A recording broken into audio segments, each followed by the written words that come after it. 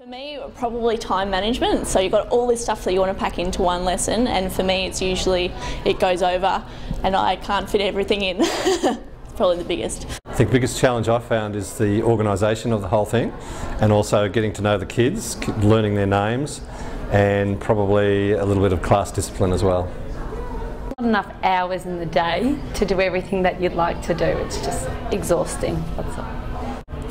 The stress, getting used to it. They tell you how hard it's going to be, but you really don't know how hard it's going to be until you get into the classroom and meet the kids for the first time. Coming to terms with the expectation with your time and being organised with the limited amount of time that you actually have, because there's not a lot of time and there's so many things that you have to do, so being organised to manage that time has been a big challenge for me. I think the greatest rewards are when the kids actually give something back to you, hand in some work that's, great work, or, you can tell they're listening to you, or you really connect with the kids, form relationships with them. I think that's fantastic. Seeing smiles on people's faces when they understand and learn something new. I've come from a background of science, work in the laboratory, so being around kids, having all that energy and the relationships that come with that has been something I've really taken on board and really been rewarded by. So yes, it's the energy and enthusiasm that kids have.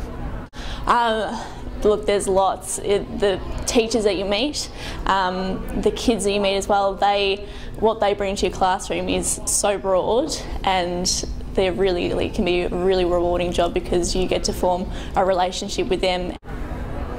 Greatest reward, being able to work in a job that I love and I've wanted to do for so long, and getting to shape the minds of the future. Sleep really well the night before. I know it's nerve-wracking, but try and get a decent sleep. As much as you think you're going to be organised, you're probably not going to be, so probably come in with an attitude that you want to learn and be open and flexible about what to expect, and don't be too stressed by it all. Be calm and take use of your mentor. That's probably the biggest thing. Ask lots of questions because they're there for a purpose, and they're really helpful if you've got a good mentor. Stock up on resources from day one. If you get offered resources at uni, take them and run with them, and yeah, just be over prepared. I'd say don't stress too much. Someone said to me it'll all fall into place. I didn't believe them, but it actually does, and I'll give it 2 or 3 or 4 weeks and it'll be fine. Being refreshed about why I'm a teacher, listening to Michael Carr-Gregg just then about what we can do with these lives before us has been very rewarding. So that's been probably the highlight so far.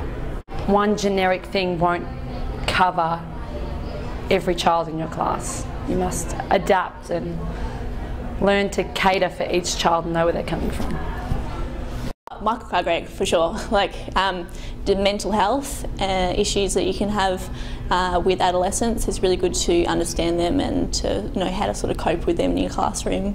Well, I think it's all been fantastic. I think Michael Carr-Gregg's talk was great, and the First Lady, I just can't remember, Jo I think her name was really good too. High energy, really great. Don't forget to pay the ferryman, which means you've got to look after yourself, look out for number 1.